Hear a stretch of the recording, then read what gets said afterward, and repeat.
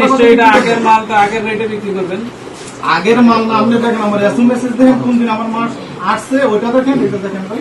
আপনি আচ্ছা শুনুন, না মোবাইল বন্ধ করেন ভাই। আপনি যে মাল পাইছেন না আর ডিসপ্লে তার যে স্লিপ ওই স্লিপগুলো এই যে কাস্টমার কবে আপনি যে পাইলেন সেটা কোথায়? এটা তো আমারই তো, এটা আমাদের থেকে গোডাউন আসছে আমাদের। এই মালটা আমাদের আসছে।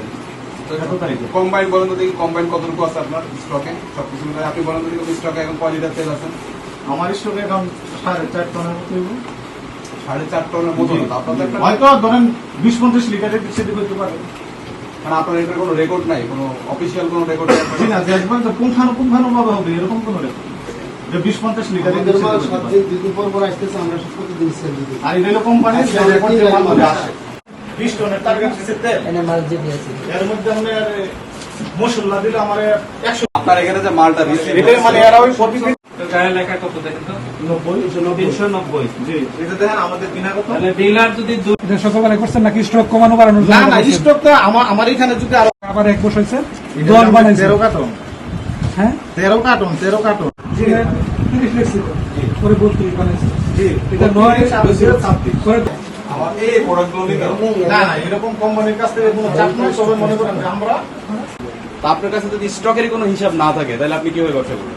এটা খুব অ্যাবসার্ড কোন একটা ব্যবসা। এখানে তো যেটা হয়েছে, এখানে গাড়ির সাথে আমাদের নিজের সমস্যা এটা আপনাকে কিন্তু স্টকে রাখতে হবে। যে কোনো তো আমরা কয়েক জায়গায় অভিযান পরিচালনা করি এবং পরিচালনা করে সেখানে কিছু অসঙ্গতি দেখা যায়। অসঙ্গতি দেখার পরে আমরা সেখানে যে আইনানুগ যে ব্যবস্থা আছে সেই আইনানুগ ব্যবস্থাগুলো আমরা গ্রহণ করি আর কি।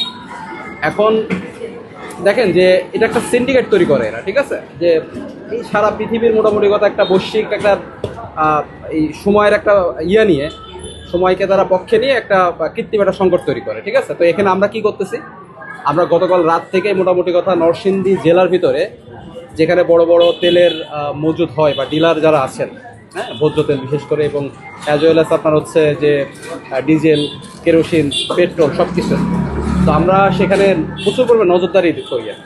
সেখানে আমরা ছিলাম, ভোক্তা অধিকার ছিল, আমাদের র্যাব ফোর্সেস ছিল, জেলা পুলিশ নরসিংদী ছিল, জেলা প্রশাসন ছিল, তো সবাই মিলে আর কি আমরা এটা করছি।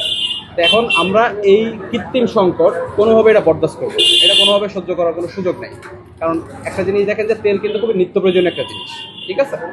তো এটা সাধারণত যে এটা শুধুমাত্র আইন বিরোধী তা না, এটা সাধারণ মানুষের কিন্তু চরম আকারে হ্যাম্পার করে, ঠিক আছে? তো এটার বিরুদ্ধে আমাদের অবস্থান, আমাদের অভিযান সব কিছুই অব্যাহত থাকবে।